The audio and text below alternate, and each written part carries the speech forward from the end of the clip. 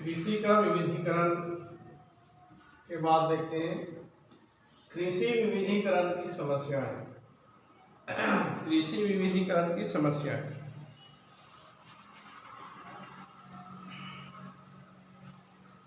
तो भारत में कृषि विविधीकरण के कारण क्या क्या समस्या उत्पन्न हो रही है। पहला है भोजन आदतों में परिवर्तन। आज व्यक्तियों की भोजन आदतों में बड़ा परिवर्तन हुआ। आज हम देखते हैं कि लोगों की भोजन आदतों में परिवर्तन हुआ है। लोग हमें अखाद्यान्न पदार्थ ज्वार बाजरा मक्का आदि को भोग निर्धन व्यक्तियों को भोजन माना जाता है। आज लोग क्या कर रहे हैं, ज्वार बाजरा मक्का है, इनको निर्धन गरीब व्यक्ति का भोजन माना जाता है। लोग अधिकाधिक मात्रा में गेहूं है चावल है, इनका क्या कर रहे हैं, उपभोग कर रहे हैं, उपभोग करने लगे हैं। इससे क्या हो रहा है,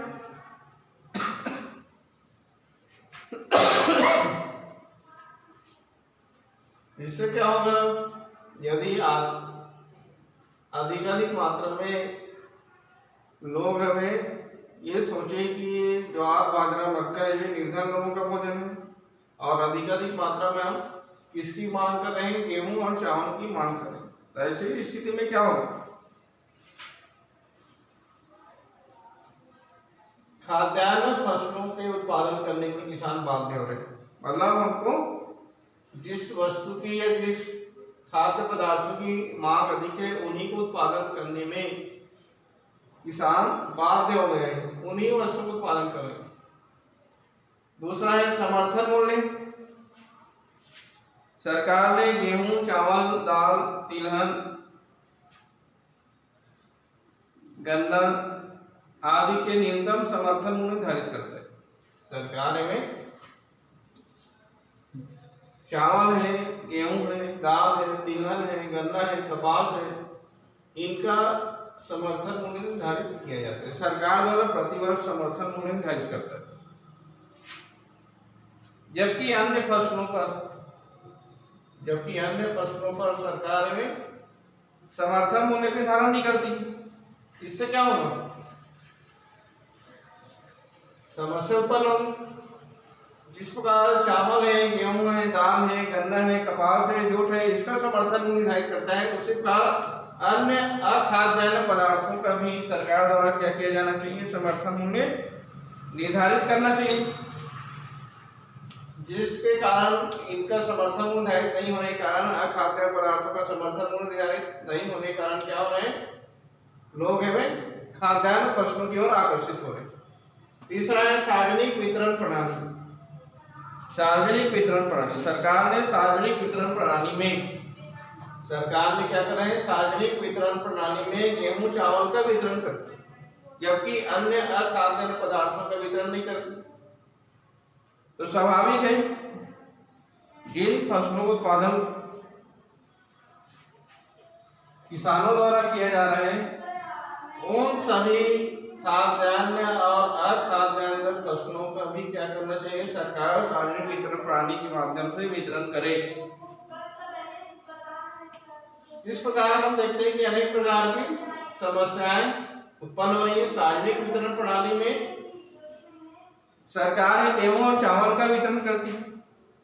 सरकार है गेहूं है चावल है इनका वितरण करता है या सरकार इनका वितरण किया जाता है, जबकि अन्य खाद्यान्न अखाद्यान्न फसलों को उत्पादन सरकार द्वारा वितरण नहीं करती है। चौथा है भूमि सुधार। भूमि सुधार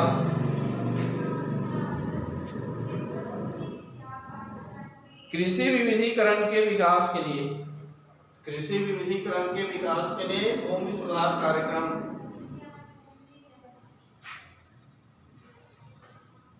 भूमि की स्थलाकृति, जल निकासी, चकबंदी, सरकारी कृषि आदि की दिशा में प्रभावकारी कदम नहीं उठाए। भूमि सुधार कार्यक्रम में सरकार द्वारा विशेष ध्यान नहीं दिया जा रहा है।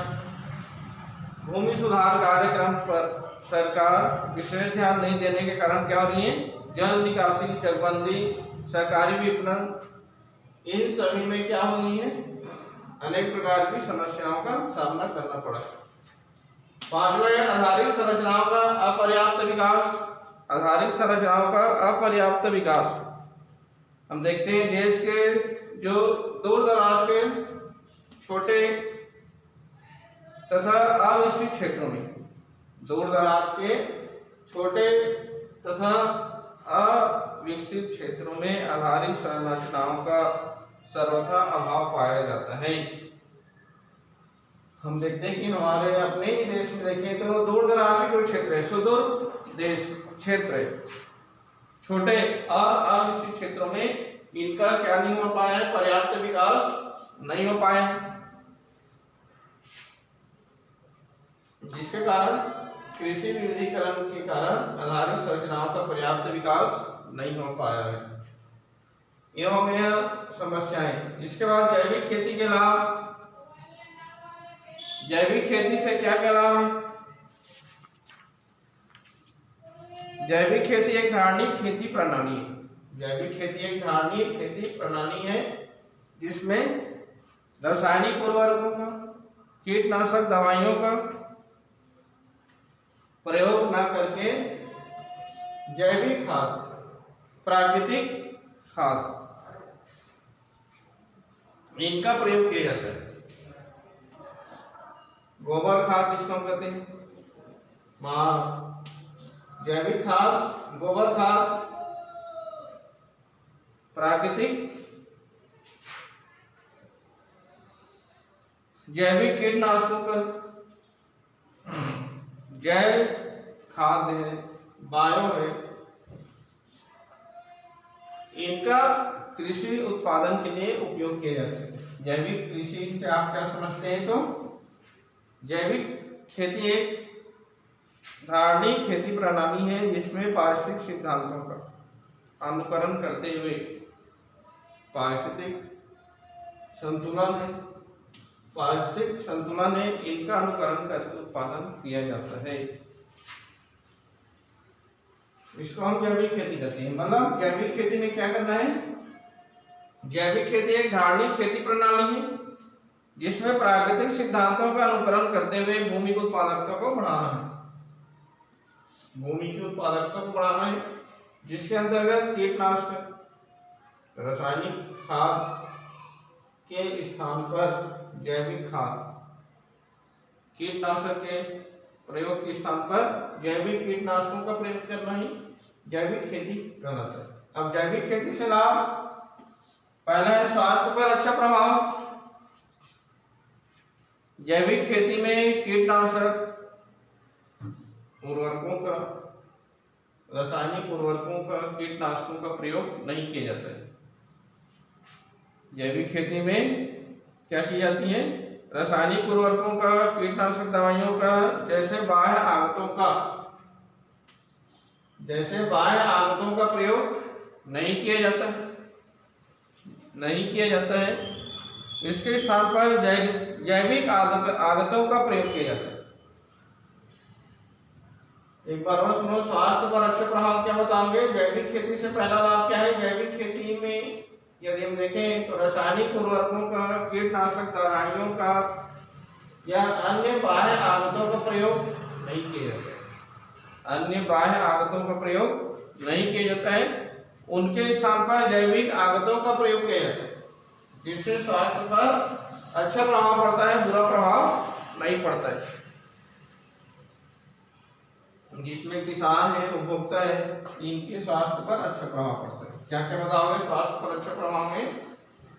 जैविक खेती से रासायनिक उर्वरकों का, कीटनाशक जो दवाइयां हैं, इन बाह्य आगतों का प्रयोग न करके जैविक आगतों का प्रयोग किया जाता है जिससे उपभोक्ताओं और किसानों की स्वास्थ्य पर अच्छा प्रभाव पड़ता है। दूसरा है उत्पादकता में वृद्धि।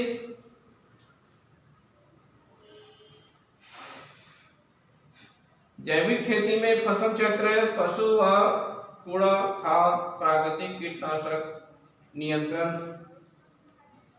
जैसे हम देखते हैं कि जैविक खेती में हम प्राकृतिक खाद है, जैव खाद है, पशु है, कूड़ा खाद है, इनका उपयोग अधिक मात्रा में किया जाता है।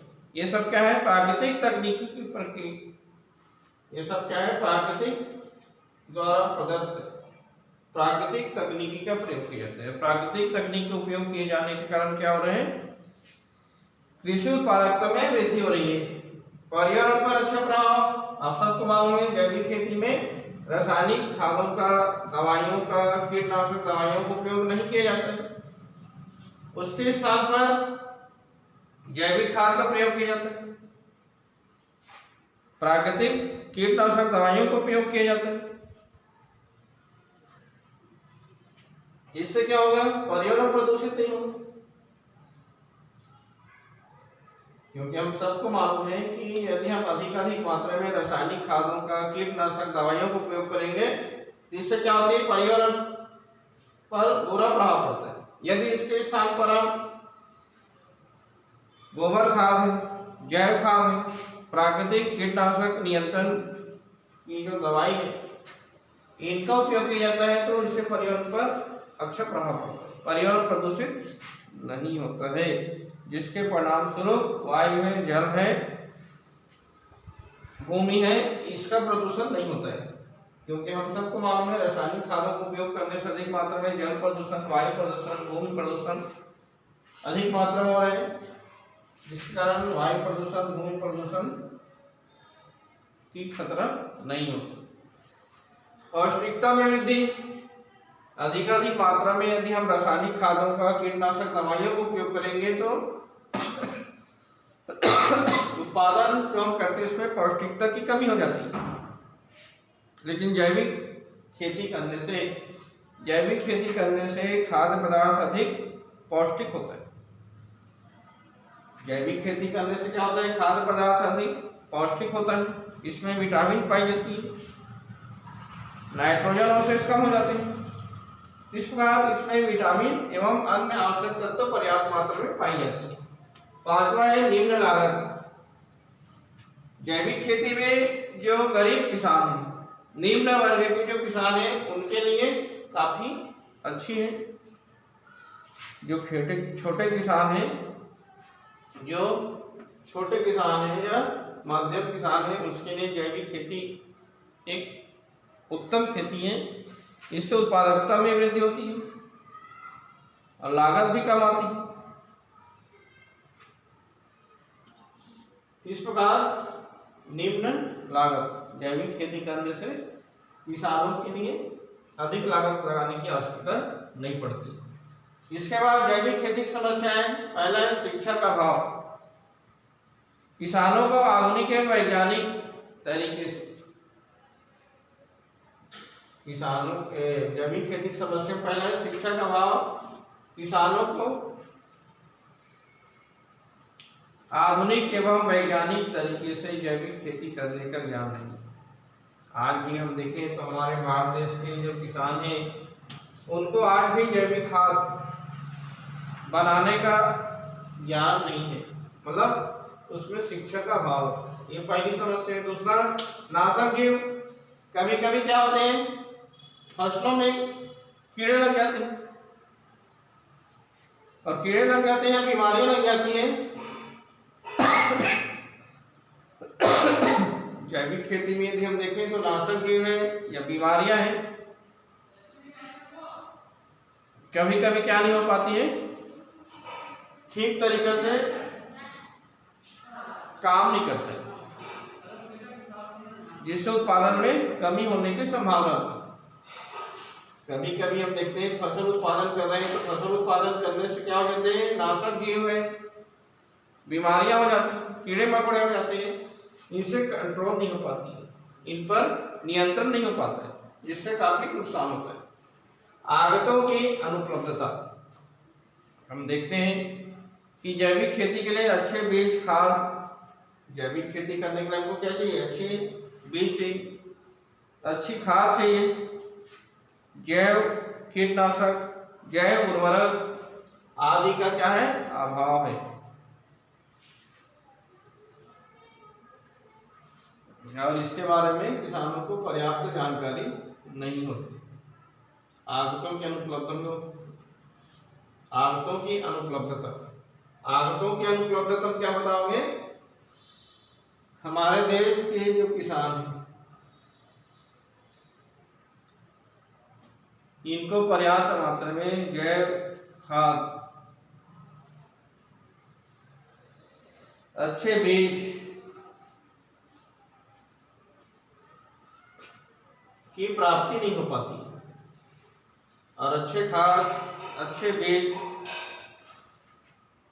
जैव कीटनाशक ये प्राप्त नहीं होने के कारण पर्याप्त उत्पादन नहीं हो पाता।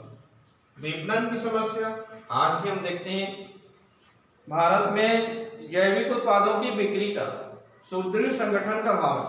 आज भी हम देखते हैं कि हमारे भारत देश में जैविक खाद की पर्याप्त व्यवस्था नहीं है, जैविक खाद की पर्याप्त व्यवस्था नहीं है, सुदृढ़ संगठन का अभाव है और सुदृढ़ संगठन के अभाव के कारण किसान है, व्यापारी, उपभोक्ता इनके प्रति अज्ञानी हो जाते हैं, इनके प्रति अज्ञानता पाई जाती है।